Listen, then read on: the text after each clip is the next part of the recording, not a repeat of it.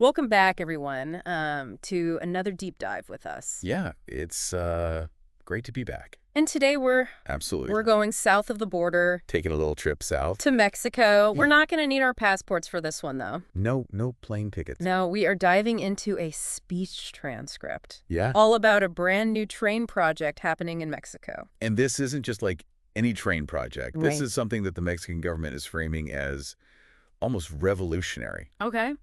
This is about national identity and progress, Yeah. and we're going to see how they tie this all in. All right, so paint a picture for us here. Yeah. Where does this speech take us? Okay, so we find ourselves in Tizayuca, Hidalgo, Mexico. Okay. And if you're like me and you had to look that up on a map, I did. it's a city that's really kind of on the rise. It's experiencing a lot of growth, got a lot of opportunities and challenges that come with that. So very symbolic, I imagine. Absolutely. And this is important, right? Yeah. Because it's about more than just connecting 2 points on a map. Okay. It's about connecting with the hopes and aspirations of the people in that region. So who is delivering this message to the people? Well, none other than President Claudia Sheinbaum Pardo herself takes the stage. They do. Yeah. And from what I've seen, it's not just train schedules and budgets. Okay. She brings up a very interesting concept Okay. called Mexico's 4 transformations. What are we talking about here? Moments in their history that completely reshaped the nation. And guess what? What? She ties this train project into this, Wow. linking it to independence, to reform, to revolution. Okay, so we're talking about nation building on a grand scale here. Yeah, this is some really impressive speech writing, I think, It to is. try to get people on board. Yeah, and she's not alone up there on that stage, though, right? No, she brought the whole crew. Okay. You got your heavy hitters from different ministries. Okay. Of course, the Secretary of Infrastructure, Communications, and Transportation. Makes sense. Gotta have the expert on trains there. Exactly. Yeah. But here's where it gets a little interesting. Okay. The Secretary of Defense is there too. The Secretary of Defense Yeah. for a train announcement. Yeah, it's a little unusual. That's a little strange. And it really speaks to a larger trend that we're seeing in Mexico What's that? involving the military in these massive infrastructure projects. Okay, so why bring in the military? I think that's the million-dollar question. Yeah. Why? Is it just to get stuff done? Well, it could be about efficiency, Okay. cutting through red tape to get things done faster. Yeah. But it could also be, a different approach to governance altogether. Okay. One that kind of relies more heavily on their logistical and engineering expertise. Interesting. So there's a lot to unpack just from the players involved in this. Right off the bat, we're not just talking about like Yeah. a train from point A to point B here. No, this is about understanding those deeper currents shaping Mexico today. So before we even get on the train, I'm curious about this 4 transformations idea. So we really need to understand this Okay. because it's the basis of her entire narrative. Yeah. She's saying that her administration is the next chapter in the story, Okay. a continuation of this journey toward progress and social justice. And how does she tie that into the train? She's tapping into this deep well of national pride Okay. to connect with people on an emotional level, I see. saying we've overcome challenges before and we can do it again. Okay. But this time we're going to do it with a train. With a train.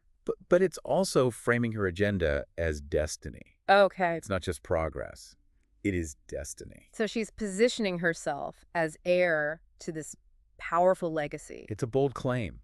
It is. And to understand why it's a bold claim, we need to go back in time a little bit. Okay, let's do it. So these 4 transformations are really like cornerstones of Mexican history and identity. Mhm. And the first one starts with a bang. Okay. The fight for independence from Spain. Oh, wow. From 1810 to 1821, they finally, throw off colonial rule. That's a pretty dramatic way to start your national story. It is. Yeah. And you can see how Sheinbaum uses this, right? Okay. It's like she's saying, hey, we faced down empires before a train line. We got this. Yeah, I see it. Right. Okay. So that takes us to the second transformation, Okay. around 1855 to 1876-ish. And this period's called La Reforma. La Reforma. Yeah, and this was about modernizing Mexico, Okay. breaking the power of, like, the old landowning elite, Yeah. and trying to establish a more liberal social order. Okay, so from independence to like internal reform. Exactly. Kind of seems like a theme here. There's a pattern emerging, Yeah. right? Striving for progress and a more just society. Okay. And that brings us to transformation number 3. Let's hear it.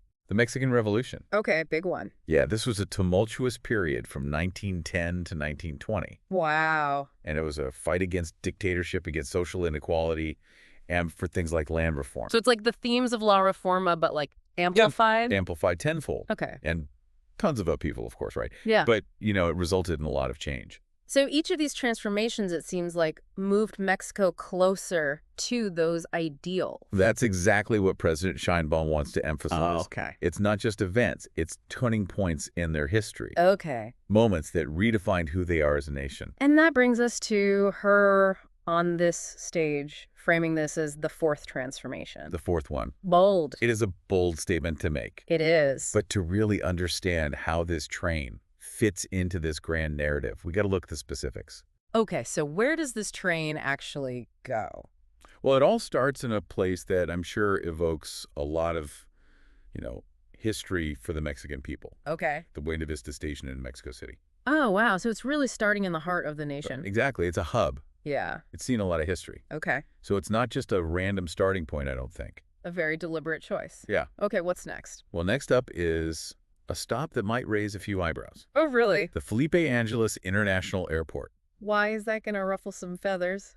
Well, this airport was a major project of the previous administration. Okay. And let's just say it had its fair share of controversy. Like what? Accusations of corruption, environmental concerns, Okay. and to top it all off, it was built by the military. So by including it on this train route, Sheinbaum is strategically addressing a lot of things at once. Like what? Spill the tea. Okay, so first she reinforces this idea of continuity with what the previous administration did. Okay. Right? She's not just like wiping the slate clean. Right. At the same time, it's like she's acknowledging the elephant in the room. Okay. And by connecting this airport, which is already there, to this shiny new train project, Yeah. it kind of makes them seem like a united front. A little bit of PR magic. A little bit. I A see. little bit. Okay. So from there, we go to the final stop on this line, which is Pachuca. Okay, so Mexico City to the airport to Pachuca. Exactly. But remember, this is just the first phase. This is just the beginning. This is just the teaser trailer. Okay. The full vision is a network stretching north all the way to Nuevo Laredo. Wait, that's on the U.S. border. Exactly. Okay, so we've gone from like connecting a couple cities to potentially reshaping the entire country. An entire country's economic landscape and logistical landscape. Oh. And it's not just trains either. Oh. There's also talk about a highway connecting Pachuca to Tampico. And where's Tampico? Tampico's on the coast, Oh, wow. a major port city. So we're talking about connecting the heartland to the coast. Increased trade tourism, a more connected Mexico. It's ambitious. There's no doubt about that. Ambitious. But we got to talk about the potential downsides. Of course, there's always another side to the story. Okay, so let me ask you. Yeah. When we're talking about downsides, what are we talking about here? Well, one word comes to mind right away. Hit me. Environment. Even if they keep this route as confined as possible, you're still building a massive train line through some pretty diverse terrain. Yeah. There are going to be consequences. Well, and she made a point of mentioning that Right. that the train would be electric to reduce emissions. So Sure. seems like a step in the right direction, right? Yeah, and they talk about, sustainable design and doing environmental assessments and all that. Right. But the question is, how does that actually play out in the real world? Yeah. Right. Are they going to walk the walk? Exactly, because how are they going to deal with the potential harm to ecosystems, to wildlife, to the communities that are right there when they're building this thing? Which, speaking of the speech, talked a lot about how this project will benefit everyday Mexicans, right? Jobs and all that. Yeah. Create jobs, boost the economy. But what about the people who are literally living right where they want to lay down these tracks? That's a really good point. Yeah. And it makes you think about land rights in Mexico, Okay. which is a very sensitive topic historically. Yeah, I imagine. Go back to La Reforma, Right. that second transformation we talked about. Yeah. Part of that was taking land back from the wealthy elite who basically controlled everything. So are we talking about running that risk again here It's a possibility. of progress for some at the expense of others? Exactly. And I think we have to be very careful when we look at these grand narratives and ask, whose progress are we actually celebrating here? Right. And who might be paying the price? Now, in the interest of fairness, I did notice that she mentioned involving young people in environmental restoration efforts. So Yeah. maybe that's part of it, right? Yeah. That's a good sign. Get them involved. Yeah, get the next generation invested in protecting their country. Yeah. But yeah, again, how does that actually work in practice? Yeah.